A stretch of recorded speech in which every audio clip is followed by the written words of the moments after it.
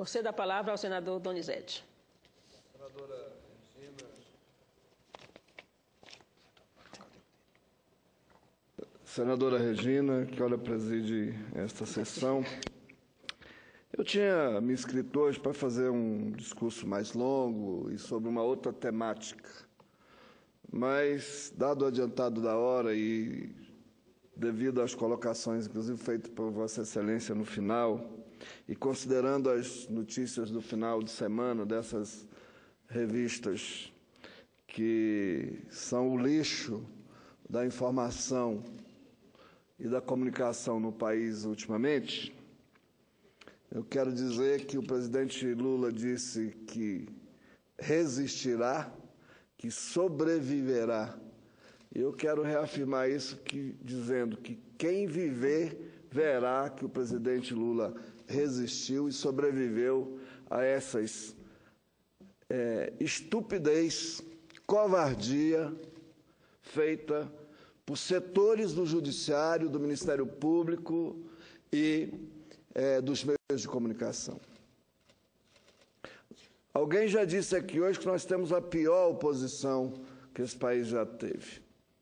Na verdade, nós não temos oposição política de qualidade e nem de falta de qualidade. O que nós temos é uma articulação de meios de comunicação, do Judiciário, de setores do Judiciário, do Ministério Público, que, articulados, faz oposição de forma covarde, venal, ao PT, ao governo da presidenta Dilma e seus aliados e ao presidente Lula. O grande tema da semana, do final de semana, da semana passada, se repetiu nesse final de semana. Continua e recrudescem os ataques a Lula, agora no marco da Operação Zelotes, a qual mudou de modo inexplicável inteiramente o seu foco. De operação destinada a averiguar o enorme esquema de corrupção, de sonegação que envolve grandes empresas do país de cerca de 20 bilhões, a Zelotes se transformou subitamente em pretexto para investigar Lula e seus parentes, além de outros petistas participantes dos governos do Partido dos Trabalhadores. A Operação Zelotes, esquecida e inoperante, quando se trata de investigar as fraudes bilionárias, agora a Zelotes ganha grande espaço na mídia no momento em que muda de forma oportunista, injustificada, desnecessária o seu foco de atuação. Uma vez que as questões tratadas em relação ao presidente Lula, aos seus familiares, ao ex-ministro Gilberto Carvalho, que é um homem de ilibada e reconhecida responsabilidade, seriedade e honestidade, em vez de que não tem nada a ver com o objeto da apuração da Zelotes, muda de foco. Muda de foco para proteger empresários dos meios de comunicação que estão envolvidos até as tampas com a sonegação, já denunciada e comprovada. Por que isso? Porque continua a sanha violenta, truculenta, para tentar desestabilizar esse projeto de desenvolvimento que vem transformando o país, que passa momentaneamente por necessidade de ajuste. Mas isso, senadora Regina, aconteceu em 1954 com Getúlio Vargas, que foi levado ao suicídio para evitar o golpe. Aconteceu com a tentativa de retirar do poder Juscelino Kubitschek, que foi ousada em transferir a capital do país do Rio de Janeiro aqui para o Planalto Central. Já disse isso uma vez, vou repetir quantas forem necessárias, para construir Brasília, para trazer o poder para o centro do país e promover o desenvolvimento do país do centro para a periferia e para o litoral. Então, nesse momento, os meios de comunicação requentam matérias já veiculadas em agosto, devidamente explicada pelo Instituto Lula, que os recursos administrados no nível que foi constatado pelo COAF já foram explicados, devidamente demonstrada a sua legalidade, mas requenta para tentar trazer para a pauta, para tentar continuar denegrindo a imagem do presidente Lula, o maior e o melhor presidente desse país de todos os tempos. A questão não é menor. Existe hoje uma investigação sobre o vazamento das informações desse relatório do COAF. O ex-presidente Lula e a empresa Lius solicitaram do Ministério da Justiça ao Ministério da Fazenda e à Procuradoria-Geral da República que apure na competência de cada instituição as responsabilidades pela violação criminosa do sigilo bancário da empresas de palestra criada por Lula após deixar a presidência da República, a Lius. No e-mail, o repórter já criminaliza os fatos ao dizer que Lula teria feito operações atípicas no mercado segurador. Na realidade, Lula apenas adquiriu um plano de previdência privada com dinheiro ganho honestamente em suas palestras.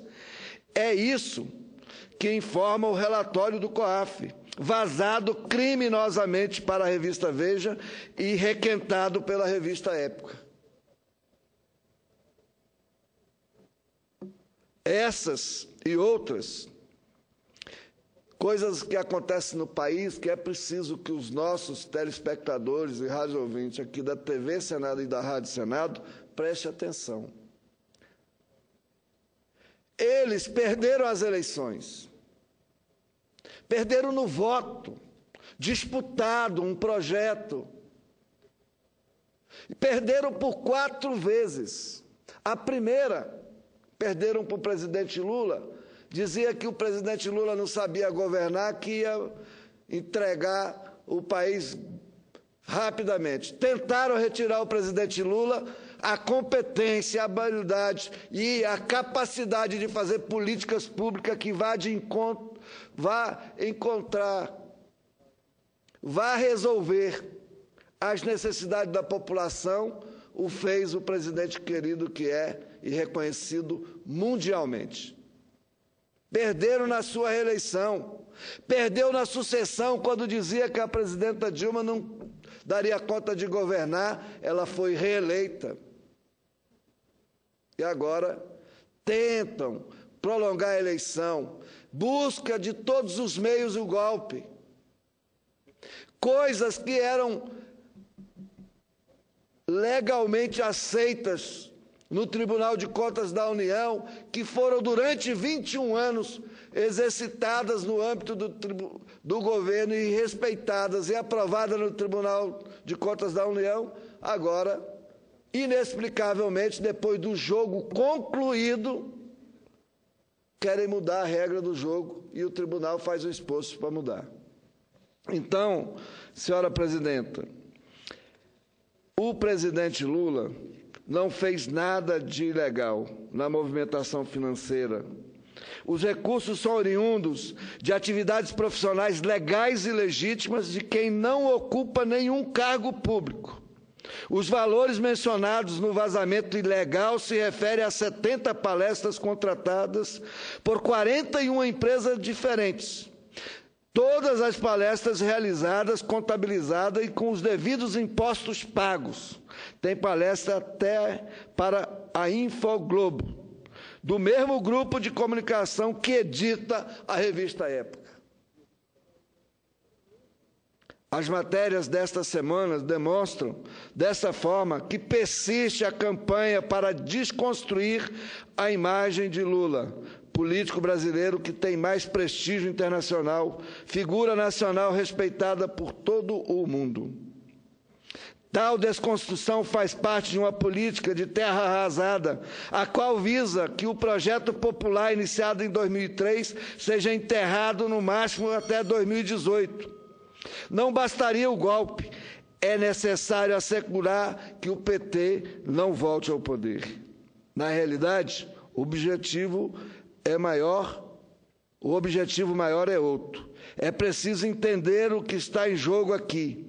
Assistem-se, especialmente na América Latina, tentativas de restaurar com plena força as políticas neoliberais que haviam levado a região à bancarrota no início do século.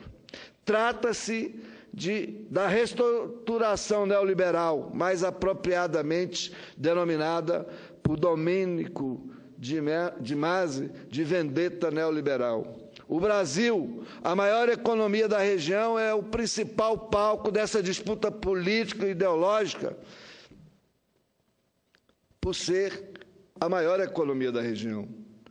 Em 2014, tal disputa tornou-se muito clara ao longo do período eleitoral, mas ela permanece e se acirra com o não reconhecimento da derrota política das forças conservadoras. A tentativa dessas forças que apostam na vendetta neoliberal é fazer com que em 2014, o ano de 2014 só termine em 2018, ou então com o golpe contra a presidenta legitimamente eleita. Caminhando para finalizar, o grande objetivo é restaurar uma agenda ainda mais ampla do neoliberalismo no Brasil. Isso implica na volta da alienação do patrimônio público, inclusive e sobretudo do pré-sal, o regresso às políticas irresponsáveis de abertura sem critérios da economia brasileira à concorrência internacional. Num cenário de guerra cambial, a volta de uma política externa que nos coloque na órbita de estratégia dos Estados Unidos da América. E a restauração das medidas e programas destinados a reduzir a participação do Estado na economia e o gasto com programas sociais e serviços públicos de modo geral. Observa-se que, neste caso, o ajuste fiscal seria uma política permanente com centralidade estratégica na política econômica. Atualmente, Lula é o único grande líder político com influência e carisma suficiente para reaglutinar as forças progressistas em torno da resistência à vendetta neoliberal. Parece ser o único líder capaz de se opor à onda conservadora, reacionária e fascista e francamente pró-fascista que tomou conta do país. A força e a crueza dos ataques revelam, portanto, que o objetivo é só a sucessão de 2018. Não é só a sucessão de 2018, mas também o desejo de impedir a priori qualquer tentativa de organizar as forças políticas e sociais, organizar a união das esquerdas no país e dos progressistas que defendem o país com sentimento nacional de soberania e independência. Portanto, é vital continuar a defender Lula.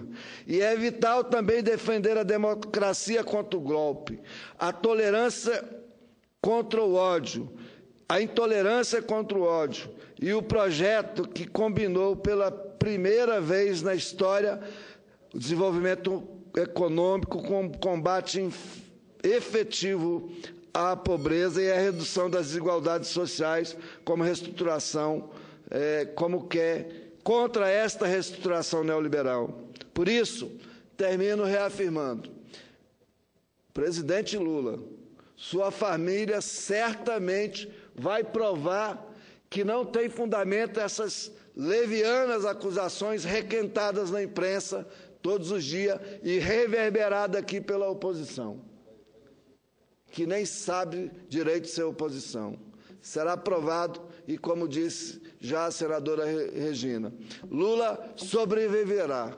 E quem viver, verá em 2018 o presidente Lula disputando as eleições para ajudar a continuar conduzindo os destinos do país. Viva o Brasil, viva o povo brasileiro. Obrigado.